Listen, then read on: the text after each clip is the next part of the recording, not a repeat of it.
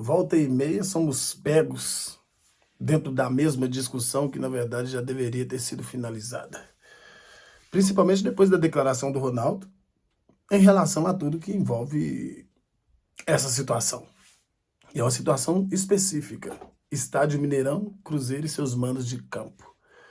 Esse é o assunto central desse vídeo que nós iremos conversar um pouquinho, mas antes eu quero trazer alguns pontos relativos à equipe em si. Esse assunto relacionado ao mando de campo é de altíssima relevância, porque o Cruzeiro faz agora o primeiro jogo da semifinal do Campeonato Mineiro sob o seu mando de campo, mas vai mandar o jogo lá em Sete Lagoas.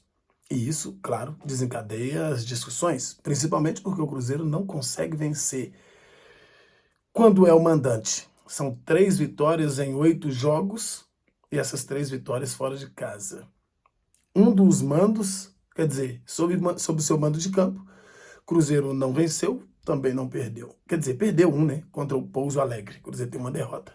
Dentro do Independência lotado, diga-se de passagem. Há quem disse que se fosse no Mineirão, o Cruzeiro não teria perdido essa partida. Mas não foi no Mineirão.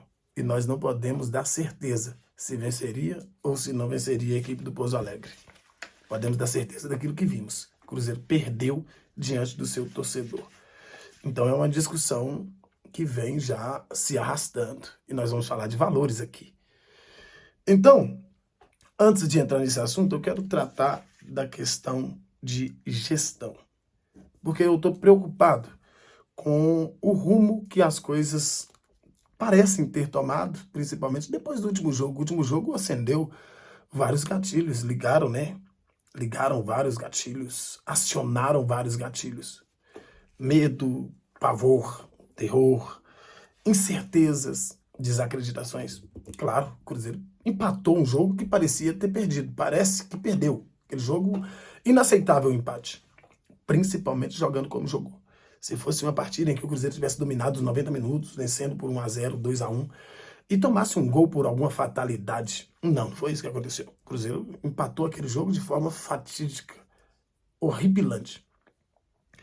E a gente vê algumas situações que acontecem dentro do Cruzeiro que são difíceis de serem explicadas. E uma delas, e para mim a principal, é a questão que envolve o atacante Wesley.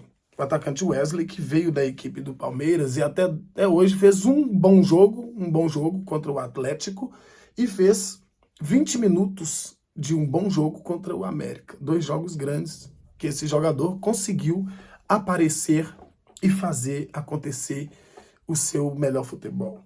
É claro, bem longe daquilo que nós conhecemos de Wesley, muito longe. Eu, particularmente, falo com muita propriedade desse atleta. No ano de 2021 e 2022, esse jogador que não era titular da equipe do Palmeiras fez 50 jogos. 50 jogos em 2 anos para um atleta que não era titular. Isso deve ser levado em consideração, sim. Mas esse jogador até hoje não mostrou a que veio no Cruzeiro. E hoje ele é reserva do time celeste. E isso é preocupante. Isso é preocupante. Porque você vê o treinador meio que perdido nas suas tomadas de decisões.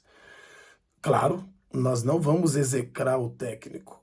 Talvez ele aprenda com os erros, porque ele tem errado e muito. E ele não tinha cometido esses erros. Aliás, ele tinha feito da mesma forma. Porém, tinha dado certo lá atrás. Em 2022, a coisa caminhou como deveria caminhar. E como deveria ser nessa temporada. Até melhor, porque nós temos mais qualidade. Você olha para o Wesley, você olha para o Bruno Rodrigues, que tem sido o principal jogador do Cruzeiro até o presente momento. Jogador da assistência, jogador da armação, jogador do drible e da velocidade, jogador da definição. Bruno Rodrigues, cobrança de falta, cobrança de pênalti, tem se destacado entre os demais. E por vezes nós vemos esse jogador se matando na lateral. Isso é gestão de grupo.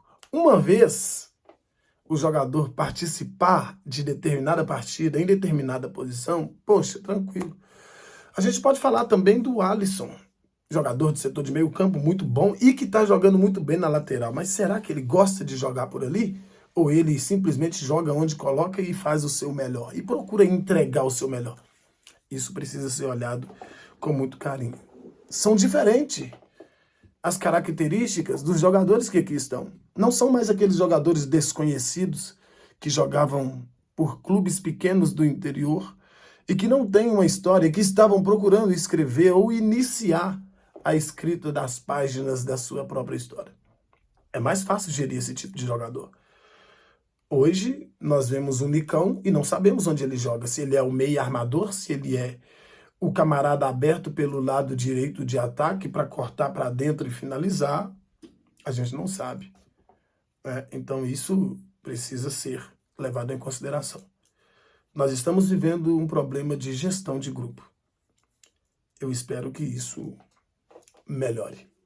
Vamos falar do assunto central desse vídeo aqui, que é o Mineirão, mando de campo, não é o Mineirão, mando de campo do Cruzeiro e renda arrecadada até o presente momento. O Cruzeiro, no Campeonato Mineiro, é o time que mais arrecadou e não jogou no Mineirão. Em renda líquida, o Cruzeiro arrecadou mais de 400 mil reais a mais do que o rival Atlético, que teve um mando de campo no Mineirão em um clássico com o estádio lotado, mas as porcentagens são bem diferentes e você vai entender aqui. É por isso que eu falo que o problema do Cruzeiro hoje não é o Mineirão. Talvez não tenho essa matemática e não sou de exatas, mas talvez para o Cruzeiro arrecadar o que arrecada no Independência em um jogo, o Cruzeiro precisa fazer 2 jogos com o Mineirão cheio para arrecadar no Mineirão. Pelos números que têm sido colocados, é mais ou menos isso. Na primeira fase, na fase de classificação, o Cruzeiro arrecadou 400 mil a mais do que o Atlético. O Cruzeiro teve de renda líquida 1.300.000 em 4 jogos. Claro que isso se arrecada em um jogo do Cruzeiro, quando ele tem direito a esses valores. O Cruzeiro fez um clássico com o América no Independência e ficou com 63% de toda a renda que foi colocada nos cofres da bilheteria. 63% de toda a renda. O Atlético fez um jogo no Independência, no Mineirão com o América e ficou com 46% de toda a renda arrecadada nas bilheterias. Ah, mas o Mineirão é maior e o consumo também é maior, a despesa também é maior. Claro, isso não é novidade para nós não, a gente sabe disso. Só que o que vem à tona aqui é a renda líquida de tudo que está sendo colocado em jogo. Repito, para o Cruzeiro arrecadar o que arrecada com o Independência cheio, precisa jogar 2 vezes no Mineirão, praticamente, porque são 20% a mais de arrecadação. Cara, é um absurdo isso aqui. Aí fica parecendo que, você está colocando pano pro Ronaldo. Não estou colocando pano pro Ronaldo, sabe por quê? Porque o Ronaldo já falou que não vai jogar no Mineirão. Porque os valores cobrados pela Minas Arena são valores absurdamente relevantes e que é como se fosse um proveito. Eu já disse isso aqui em um vídeo e volto a repetir. O Cruzeiro manda um jogo no Mineirão, ele não tem direito aos camarotes. O Cruzeiro manda um jogo no Mineirão e ele não tem direito às placas de publicidade. O Cruzeiro manda um jogo no Mineirão e ele não tem direito a metade dos valores arrecadados com bilheteria. Isso é um absurdo. Isso é um absurdo. Ou seja, a discussão que é proposta para o Ronaldo, ela tem fundamento quando nós avaliamos, quando nós analisamos friamente os números. Os números frios, eles mostram que o Cruzeiro está sendo uma espécie de capacho da Minas Arena. O Cruzeiro faz dinheiro para a Minas Arena. O Cruzeiro não faz dinheiro para os seus cofres quando ele joga no Mineirão. A prova disso é o jogo do próprio Atlético contra o América. O Atlético, com as estrelas que tem, com os nomes que tem, com o time que tem, arrecadou mais de 400 mil reais menos do que o Cruzeiro. Ah, mas a torcida do Cruzeiro é maior. Ah, isso aí não é novidade para ninguém. Ah, mas a torcida do Cruzeiro vai em maior número no campo. É verdade, só que o Cruzeiro não está jogando no Mineirão. Para ter o número de torcedores, levar o número de torcedores que o Atlético levou nos seus mandos.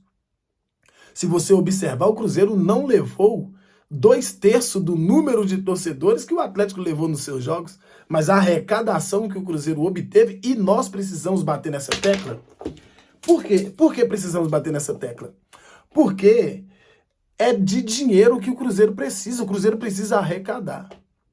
É lógico que o Cruzeiro saindo do Independente, saindo do Mineirão, fatalmente vai diminuir na arrecadação, principalmente de sócio-torcedor. Principalmente. Mas o Ronaldo já tem ciência disso, a equipe do Ronaldo já tem ciência disso. E ainda assim eles preferem mandar fora do Mineirão. Tamanha a discrepância que é colocada quando você está sob o domínio do poderio da Minas Arena. O governo do estado precisa intervir, porque o Mineirão não foi construído para poder fazer show. O Mineirão não é casa de danças. O Mineirão não é boate, não é discoteca. O Mineirão foi construído para ter jogos de futebol e não shows. Show é complementação de renda. Então o Estado precisa dar um jeito de encontrar alguma minuta desamarrada, encontrar uma saída para poder sair, se arrancar das mãos da Minas Arena. E as datas que pertencem ao Estado não podem ser direcionadas a ninguém, porque elas são permitidas que se faça apenas eventos filantrópicos, para fins filantrópicos. Só ONGs que podem fazer acontecer as coisas lá nas datas que pertencem ao Estado. E isso está no contrato. A Minas Arena não permite que ninguém ganhe R$1 nas datas que pertencem ao Estado. Então, eu acho que antes da gente criticar quem apoia as tomadas de decisões, nós precisamos avaliar os números. Hoje, aí eu falo por mim, prefiro ficar no prejuízo do que ver o Cruzeiro passando pirrê na mão da Minas Arena. Eu, particularmente, prefiro isso. Prefiro ir ali no Horto, que não atende a torcida do Cruzeiro, nós sabemos disso.